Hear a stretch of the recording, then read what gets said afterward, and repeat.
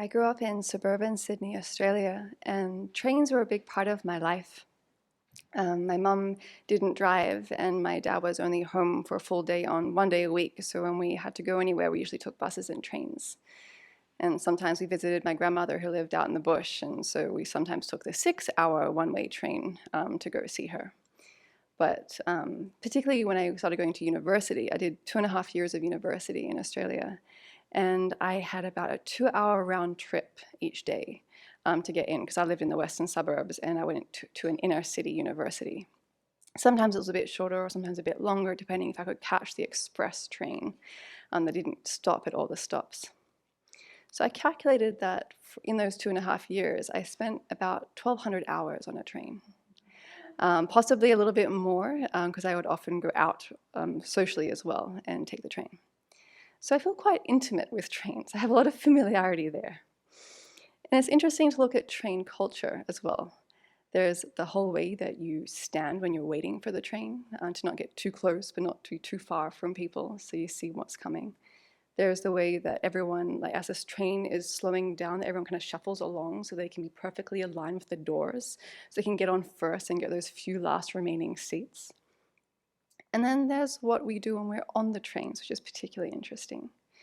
So there's all different types of ways that people eat, sometimes just bringing a snack, sometimes having quite elaborate, like multi-course meals, or the huge thing of coffee so they can wake up before going to work.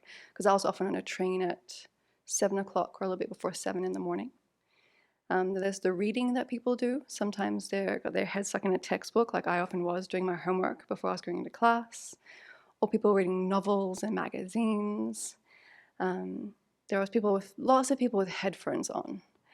They sometimes just very quietly listening to their music. Sometimes you could hear it across the other side of the carriage, fully into it, like they're almost like in a mosh pit. Um, then there's those that are sleeping on the trains. And that's where it's like, do I wake you up? do I trust that you're actually going to get off at the right stop? Because I've seen people kind of wake up afterwards and be like, where am I? Oops. And they have to get off and make their way back. So it's just very interesting. There's all this variety of life on this train where we have all different kinds of people going to all different kinds of places for all different kinds of purposes. And for this brief window, we are in a very intimate space with each other. And so a couple of years ago when Venerable Kadra started teaching her Peaceful Living, Peaceful Dying courses, she mentioned the analogy of the train. So we're all going to die, and every moment we're moving towards death. We're all on a train. We can't get off, and the final destination is death. That's quite a vivid image for me to sit with my history of having spent quite a lot of time on trains. Because, yeah, these big machines, they embody this constant motion quite beautifully. And there are these big, powerful force that destroys things that gets in their way, or that destroys lives and things when they derail. And I'm not sure how it is here, but in Australia, at least when I was there, sometimes the train doors, the train starts to take off when the doors are still closing. So you can kind of take a risk sometimes if you're a little bit late to try and slip in as the train is moving before the doors close. But you don't really want to get your limbs caught in the doors as they're closing. So these are big, powerful machines. So in this enclosed ecosystem, where we can't get off, and we're with all kinds of people that we didn't really choose to be with, that we might not like and might have all these kind of habits that we might not appreciate, what are we going to do? How will we act? Will we distract ourselves with food, trying to eke out all kinds of sense pleasure that we can? Will we have our own personal concert, distracting ourselves with entertainment? Will we read novels or magazines that just feed our fantasy about how we can have the perfect partner, the perfect body, the perfect career, the perfect adventure?